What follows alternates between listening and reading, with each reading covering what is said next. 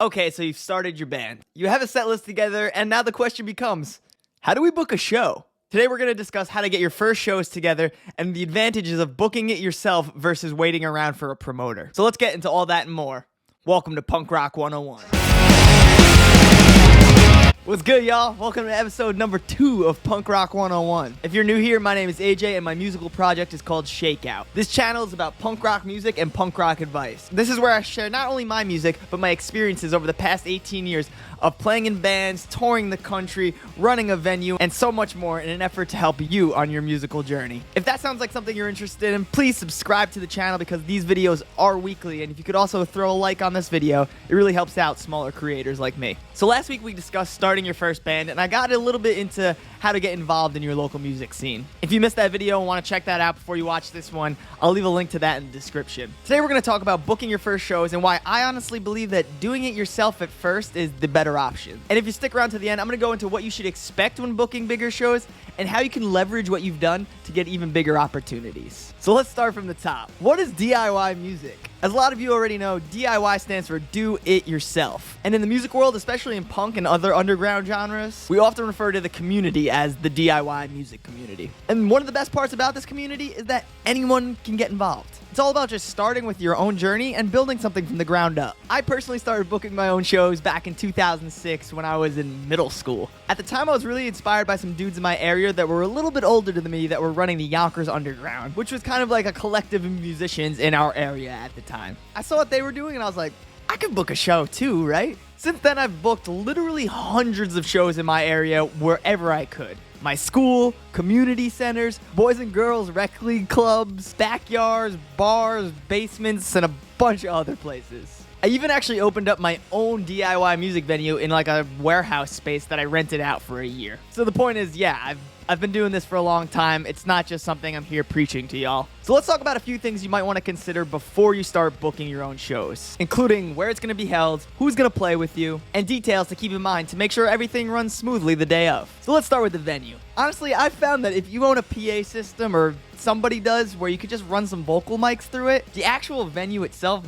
doesn't really matter all that much. I can't even begin to tell you how many times I've played in a dusty basement next to someone's washing machine, or in the back corner of some bar where a full band should absolutely not fit. What I will say about finding a venue is try to keep your costs low because renting a place could get pricey. You don't want to end up in a situation where you put down $500 to rent a VFW hall space and then only 20 people show and you can't even make the money to pay for the space. You'd be way better off finding some small space that you have to cram a bunch of people into and then charge and maybe even make a couple bucks to either split between the bands or use towards your next show. But with all that being said, a few places that you might want to consider booking your shows are VFW halls, schools and colleges, your own house or maybe one of your friends' houses, or of course if you have a local venue or a bar that does live music, check in with them. And if there's a PA system already available, that's even better. So now that we've discussed where you're gonna have your show, let's talk about who's gonna play. So obviously your band will play, but you might want to get a couple more acts just to fill out the night with music and also to fill out the attendance a bit. A few more bands will draw a few more people, which could work out really well for you, especially if this is your first show. So I'd say start with your friend group. Is there another band maybe in your school that you can have play? Or maybe even someone that just writes songs and plays acoustic guitar? Then after you've exhausted your friend group, if you don't have a full show yet, I would start to check in with musicians in the nearby areas. Do a little research, find out who they are, and just send out some emails or DMs to some bands. And recognize that a lot of them might not be able to do it, but you really only need 3 or 4 bands to round out a whole show. Because honestly, any more than that just starts to become a hassle, and you don't even want to deal with having more than 4 bands. Even though this is harder, you are now the one that's building the relationships with every single person that you message. Whether they can or can't play the show, they now know who you and your band are, which could honestly help you down the line. Alright, so it took a little bit of work, but now you were able to find 2 or 3 other bands to play your show. Now let's discuss a few more things that you want to keep in mind before the show as well as day of to make sure that everything goes as smoothly as possible. Before the show, you have to do one very important thing.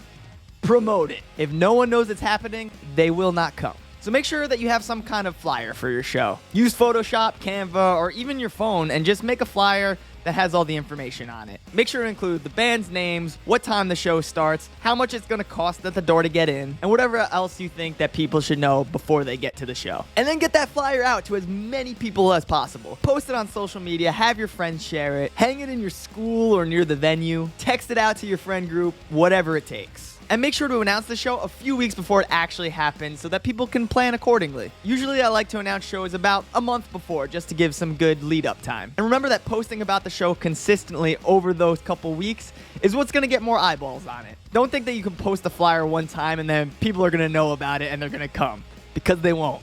And of course, encourage all of the bands on the show to do the exact same thing. The more eyeballs, the better. So, other than promoting the show, let's talk about backline. For those of you guys who might not know, backline is what equipment is provided the day of the show. Do you have the PA system and the mics all ready for bands to use? Are you willing to share your guitar amps or your drums? Typically speaking, drummers usually share their shells and their stands, but not their cymbals and their snare. And guitar players often share guitar cabinets, but not a lot of time amp heads. But the more gear you can share, the less hassle will be in between bands, which will help your show run a lot smoother. If you have to break down the drum set in between each band, it's gonna take a little bit longer. And finally, here's a few things to keep in mind day of the show. You're gonna need someone to run the PA system to make sure the mics are on, they're loud enough, and maybe play some songs on an iPod or something in between sets. You're also going to need somebody to run the door, even if that means you have your bandmates just take shifts at who collects the money. Because your goal is to hopefully make a couple bucks for you and the bands and everyone involved. So let's talk about the money really quickly. Most local bands are not going to give you a set price before the show. It's kind of up to the person running the show to fairly split it up at the end. A few ways you can go about doing this is either keep a tally of everybody that comes in and which band they're there to see,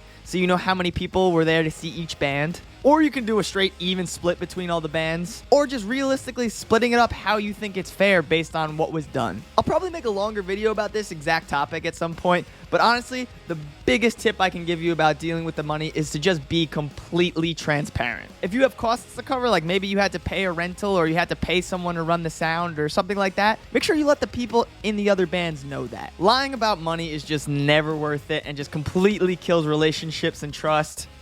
Don't do it. So if you take all these tips and steps, it'll definitely be a lot of work, but you'll have booked a show and probably learned a lot in the process. But what can this do for you in the future? Well, first off, like I said before, you just became the person that made all the connections with the local bands. This will almost definitely help you book more shows because a lot of them will probably end up returning the favor. It's also going to make booking the next show a lot easier because we all know the first one is always the hardest. But another great thing that you're going to get out of booking the show is you're going to get some data that you can then leverage to get you more gigs. What I mean by that is, for example, if you get 50 people to show up and see your band, you can now tell the local promoter, hey, look, I could bring out 50 people to a show, which is pretty awesome, but just make sure you don't lie about what you can do or what you did, because lying will be obvious and it'll just make you look bad, honestly. But especially if you get some cool pictures or videos of the show, you're going to show that you're worth booking to people that maybe weren't previously answering your emails or phone calls. The whole goal here is to get more gigs. So I hope these tips helped you out. I really recommend